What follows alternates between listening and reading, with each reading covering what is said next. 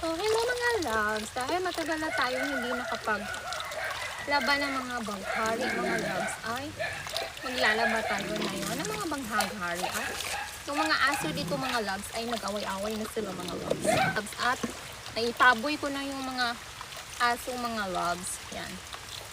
Yung mga bahaghari yung sisiguraduhin natin ngayon mga loves. Kasi mga 5 times a day ako nagpapalit ng mga bahaghari mga loves. Kaya kinakailangan talaga kapag nandito tayo sa bukid ay labhan natin palagi mga loves para hindi tayo mabusa ng mga bahaghari mga loves, diba?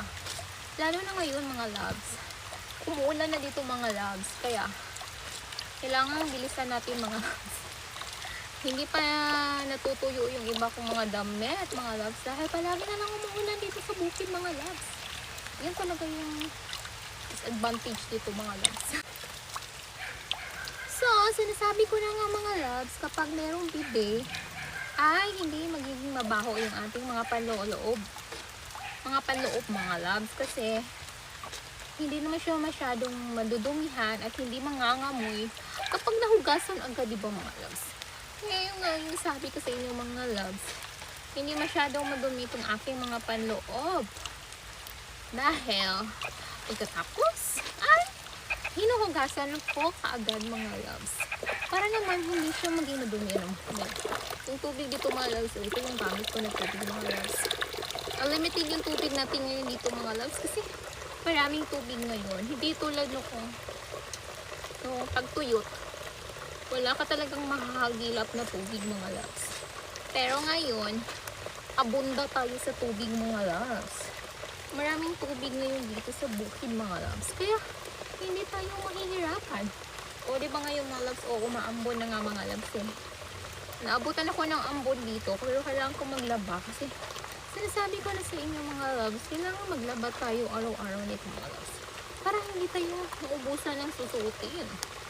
Tapos, ay kailangan na patuyuin natin agad. Kasi wala na talagang araw dito mga loves. Noong mga nakaraang buwan, nagrereklamo ako kasi walang ulan. Ngayon naman mga loves, ay palagi na lang umuulan mga loves. Ano na ba yan mga loves? Diba mga loves? Ting ulan na dito sa amin ngayon mga loves. Yan mga loves. Ang bango-bango na mga loves. Amoy sabon na mga loves. Yan o, syempre ang daming bula mga loves. Wow, tapos ko ng hangin ngayon dito mga loves. Ano? Tapos ang ganda-ganda pakinggan yung mga tunog ng ulan mga loves. Yan mga loves.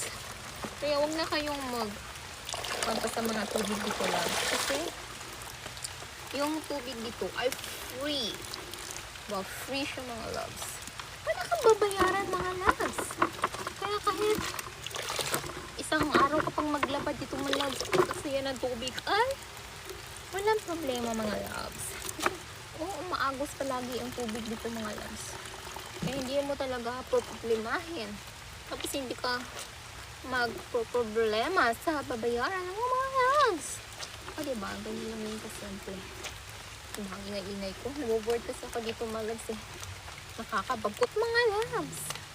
Mga loves, oh. Bango na yung mga panloob natin mga loves.